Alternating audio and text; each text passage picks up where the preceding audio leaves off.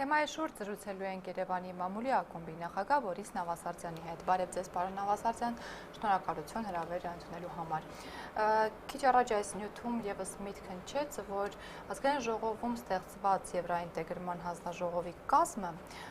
վատ ուղերձ է եվրոպացիներին, այն իմաստով հատկապես, որ մենք աշնանը պատրաստվում ենք նոր փաստաթուղթ ստորագրել Եվրամիության հետ։ Դուք ինքներդ ինչպես եք գնահատում առհասարակ մարդիկ, ովքեր որ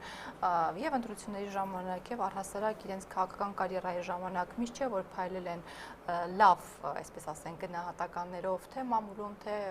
հասարակության մեջ, հիմա ներգրաված են այս հանձնաժողովի մեջ։ Սա ինչպիսի մեսիջ ենք մենք ուղարկում սրանով Եվրամիությանը։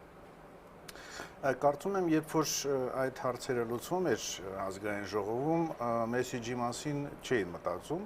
ուղղակի պետք էր բաժանել պատգամավորներին ըստ հանձնաժողովների եւ պատգամավորները բնականաբար փորձում են հայտնվել այն հանձնաժողովներում, որտեղ կամ իրենց կուսակցության, կամ իրենց, չգիտեմ, ընկերների շրջապատի համար կարող են օգտակար լինել, նաև բնականաբար իրենց համար։ Եվրաինտեգրացիայի հանձնաժողովը առայժմ այնպիսին չի, որտեղ կարելի է օգտակար լինել քո շրջապատին։ Եվ ինչպես ասում են, մնացորդային սկզբունքով է փաստորեն ձևավորվել կազմը, եւ նաև որպես ուղերձ մենք պետք է գնահատենք, թե որ խմբավորմանն է հանձնված այդ հանձնաժողովը, նույնպես ասենք կան 4 խմբավորումներ, որից ընդամենը մեկ ընդդիմադիր թեկուզ ձևական ֆրակցիային պետք է հասներ որևէ հանձնաժողովներ եւ բնականաբար նույնպես այստեղ, այո, դա կմնաց եվրաինտեգրումը, թեև բնականաբար այն մարդկանց մասին, որոնք մտածում են, որպեսզի Հայաստանում իրոք խորացումը տեղի ունենա Եվրամիության հետ հարաբերությունների եւ այդ գործընթացը արդյունավետ լինի, դա այդ ուղերձը այդքան լավ չի եւ խոսքը ոչ թե Նաիրա Զոհրաբյանի մասին, որտեղ ինքը ի վերջո բավականին ակտիվ էր եւ ԵԽԽՎ-ում եւ տարբեր այլ հաղորդակցական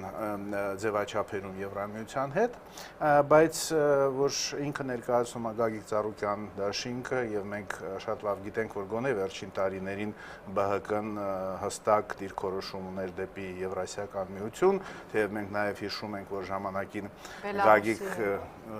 բացի Բելարուսից, բայց ժամանակին պետք է հիշենք նաեւ, որ Գագիկ Ծառուկյանը հիմնական գործընկերն էր եվրոպական շարժում կառույցի, հա, եվրոպական, բայց դրանից հետո բավականին շատ բաներ փոխվեցին աշխարհաքաղաքական առումով եւ Հայաստանի Եվրամիության հետ հարաբերությունների առումով, տապալվեց ասոցիացիան համաձայնագիրը եւ այլն եւ հիմա բնականաբար զուտ կուսակցական հարաբերությունների առումով, իսկ մենք շատ լավ գիտենք, որ եթե խոսքը խորհրդարանական ձևաչափի մասին է, ապա նաև կուսակցությունները, պանեվրոպական, համաեվրոպական կուսակցությունները նաև պիտի հետաքրքրված լինեն իրենց հայկական գործընկերների հետ հարաբերություններով եւ խորհրդարանական ձևաչափում դա շատ կարեւոր է։ Բնականաբար ԲՀԿ-ն եւ Գագիկ Ծառուկյան դաշինքը չի ընկալվում եվրոպական կառույցների կողմից, եվրոպական կուսակցությունների կողմից որպես եվրաինտեգրացիայի, այսպես հետևողական կողմնակիցներ։ Եվ այստեղ բնականաբար որոշ հոգեբանական խնդիրներ կառաջանան, բայց ամեն դեպքում պիտի նկատի ունենանք, որ Հայաստան-Եվրամիություն հարաբերությունները դա պետական մակարդակով ձևավորվող հարաբերություններ են եւ ի վերջո ցանկացած կառույց, որը ձևավորվում է Հայաստանում, ինքը ներկայացնում է Հայաստան պետությունը եւ ոչ թե առանձին ինչ-որ կուսակցություն, դա էլ պիտի նկատի ունենանք։ Ու չնայած այս ամենի, ամենայն դեպս մենք նաև արդեն եվրոպացի բարձրաստիճան ներկայացուցիչներից, այդ թվում դեսպաներից ավելի վստահ հիմա խոսակցություններ ենք լսում, որ աշնանը ստորագրվելու այդ փաստաթուղթը, նոր փաստաթուղթը Հայաստանի եւ Եվրամիության միջև։ Հասկանալով, որ սա տարբերվում է շատ հարցերում ասոցիացիան համաձայնագրից, որի շուրջ փաստորեն Հայաստանը 3.5 տարի բանակցելուց հետո հետ կանգնեց,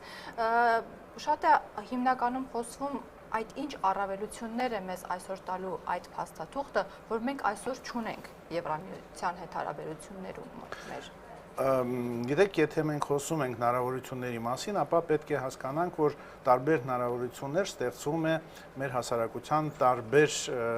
շերտերի համար, եթե խոսքը կառավարության մասին է, ապա մենք շատ լավ գիտենք, որ հիմնական խնդիրը, որ պիտի լուծի կառավարությունը, դա բյուջեի եւ ֆինանսական հարցերն են։ Եվ այդ առումով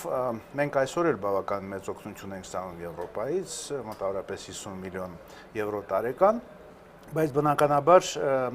համաձայնագիրը ստորագրելուց հետո հնարավորություն կբացվեն նոր ծրագրերի համար համատեղ եւ նաեւ այս գումարի մեծացման համար։ Այսինքն կառավարության համար դա այսօր առաջնային խնդիր է, անկախ նրանից թե ինչպիսի բովանդակություն կա դրա հետևում։ Մենք ամեն դեպքում մեր պաշտոնյաների մեջ պիտի դա ամեն դեպքում նկատի ունենք մարդկանց, որոնք հակված են բարեփոխումներ իրականացնել իրենց ոլորտում, եւ այդ մարդկանց համար բացվում են որոշ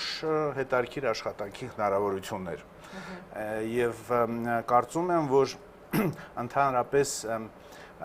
կառավարության որակական կազմի համար դա դրական նշանակություն կարող է ունենալ, որտեղ եթե կա օրակարգ աշխատանքի համար,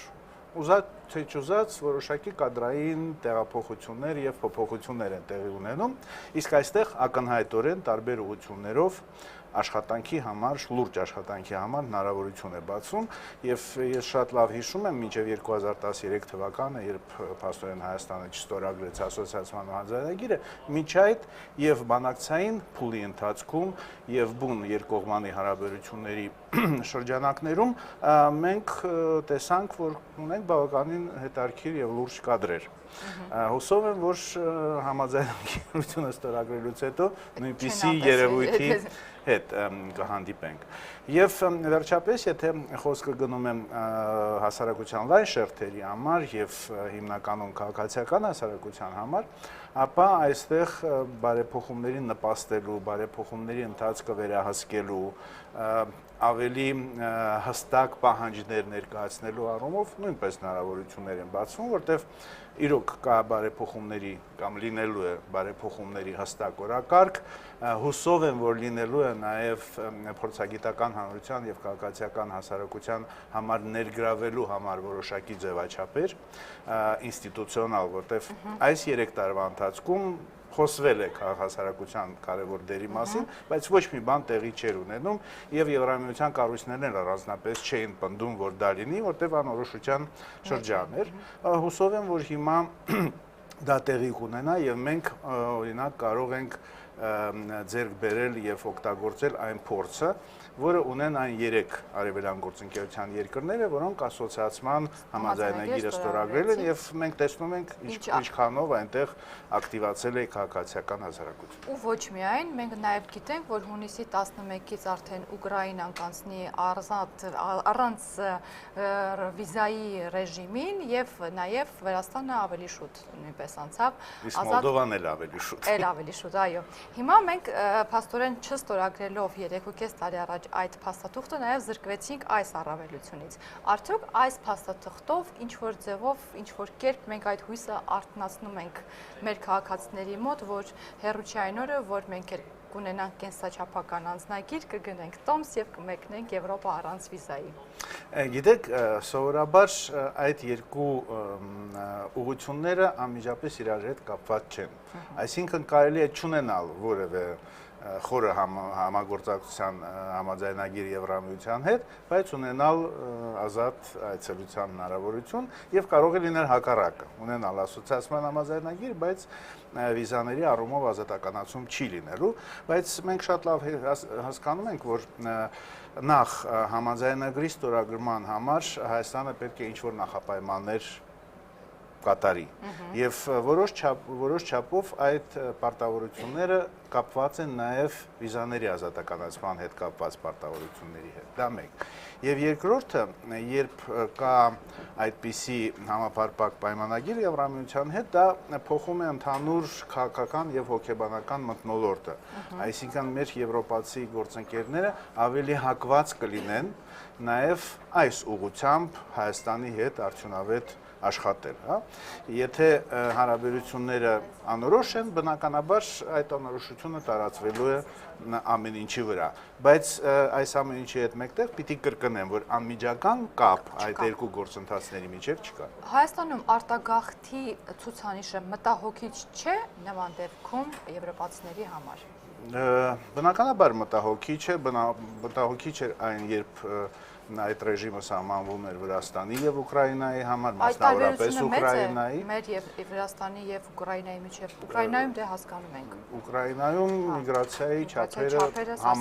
համեմատելի են Հայաստանի հետ, իսկ հաշվի առնելով այդ երկրի մեծությունը Եվրամիության համար կամ անդամ երկրների համար դա իհարկե ավելի լուրջ հետևանքներ կարող է ունենալ, բայց Եվրամիությունը արդեն ինչ որտեղ իրեն ապահովագրել է եւ այն որոշումը, որը կայացվել էր այս տարվա սկզբին, ինքը ազդելու է նաեւ Հայաստանի վրա, այսինքն ցանկացած վիզաների ազատականացման պայմանագիր կարող է չեղարկվել, եթե գործընթացները ցույց են տալիս, որ այդ միգրացիոն ապօրինի միգրացիոն հոսքերը մեծանում են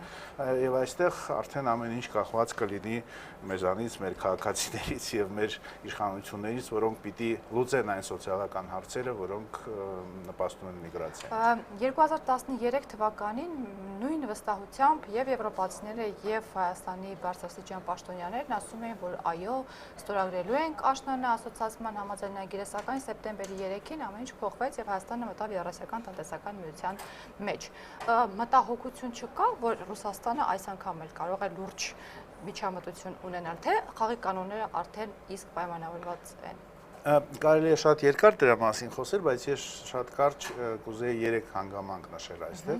Առաջինը, մենք այս անգամ արդեն նախաստորագրել ենք համաձայնագիրը 2013 թվականին, մենք նոր պետք է նախաստորագրեինք։ Դա նշանակում է, որ հրաժարվել արդեն երևի չի ստացվելու, հնարավոր կլինի անվերջ հետաձգել, բայց դա ամեն դեպքում ավելի լավ իրավիճակ է, քան հրաժարվելը։ Երկրորդ հանգամանքը կապված Ռուսաստանի հետ։ Կարծում եմ, որ Ռուսաստանը ավելի էր պատրաստ այս անգամ Եվրամիություն Հայաստան այդ հարաբերությունների խորացմանը, քանի որ արդեն Հայաստանը Եվրասիական միության անդամ է եւ համաձայնագրում մենք շատ լավ գիտենք, կա դրույթ, որտեղ առաջնայնությունը Եվրասիական միության մեջ լինելու հստակ շեշտված է, այսինքն որևէ հակասության դեպքում աշխատում է Եվրասիական միության արչև Հայաստանի ստանձնած պարտավորությունները, դա ինչ որտեղ հանգստացնում է Ռուսաստանին եւ երրորդ հանգամանքը, որ այս համաձայնագիրը ինքը մաքուր երկկողմանի է, այսինքն Հայաստանը չի մտնում ինչ-որ փնջի շրջանակներում, փնջի մեջ Եվրամիության հետ այդ հարաբերությունների հետ, դա երկկողմանի հատուկ, որը չունի իր նախադեպը Եվրամիություն Հայաստան հարաբերությունների հետ եւ աշխարհաքաղաքական հնչեղությունը այս քայլի այդքան մեծ չէ, քան կարող է լինել, եթե Հայաստանը ստորագրել ասոցիացիան համաձայնագիր Ուկրաինայի, Մոլդովայի եւ Վրաստանի հետ։ Դա նույնպես ինչ որտեղ Մոսկվային դարձնում է ավելի հանդուրժող։ Եվ վերջին հարցս, պարոն Նավասարդյան, հիմա, երբ որ մենք խոսում ենք բիզնեսմենների, գործարարների հետ, այսպիսի մի խնդիր են միշտ իրենք ասում, որ Եվրասիական տնտեսական միության անդամ լինելով հանդերձ խնդիրներ է առաջանում առևտրային գոտում, հա։ Հիմա երբ որ մենք ունենանք նաև այս փաստաթուղթը Եվրամիության հետ, այստեղ եւս ինչ որ խառնիչ աղանջ հարցեր չեն առաջանա գործարար աշխարհի համար։ Չեմ կարծում, այն մենք դա չնշեցինք մեր զրույցի սկզբում, որ այն հնարավորություն է բացում նաև մեր բիզնես շրջանակների համար, որտեղ ունենալով այս համաձայնագիրը, որքան էլ այնտեղ քաղաքական մասը ավելի մեծ նշանակություն ունի եւ ավելի ծանրակշիռ է քան տնտեսականը, բայց դա չի նշանակում, որ տնտեսական բաղադրիչ այնտեղ բացակայում է։ Բնականաբար կա, խոսքը գնում է հիմնականում ապրանքների որակի ապահովման համակարգի մասին է, որը եթե սկսի աշխատել, ապա բնականաբար մեր բիզնեսի համար Եվրամիության շուկա մտնելու հնարավորությունները բացվում են եւ բացի հեռանկարներից ես չգիտեմ ինչ մտահոգություններ կարող են այստեղ լինել, մանավանդ որ մենք ունենք նաեւ այդ GSP+ ռեժիմը, որը համարյա եթե այդ տեսական բաղադրիչը համաձայնագրի գումարենք GSP+, ինքը համարյա ազատ առևտրի գոտու հնարավորություն է ստեղծում մեր բիզնեսի համար եւ կարծում եմ, եթե քաղաքակիրթ ձևով զարգանա մեր բիզնեսը, եթե մենք կամաց հրաժարվենք մենաշնորհներից եւ կոռուպցիայից, որը նույնպես կարեւոր բաղադրիչ է, այդ համաձայնագրում, ապա միայն դրական ընթաց կարող է լինել այստեղ։ Շատ լավ, շնորհակալ եմ զրույցի համար։ Ես հիշեցնեմ, զրուցում է Երևանի մամուլի ակումբի նախագահ Բորիս Նավասարդյանի հետ։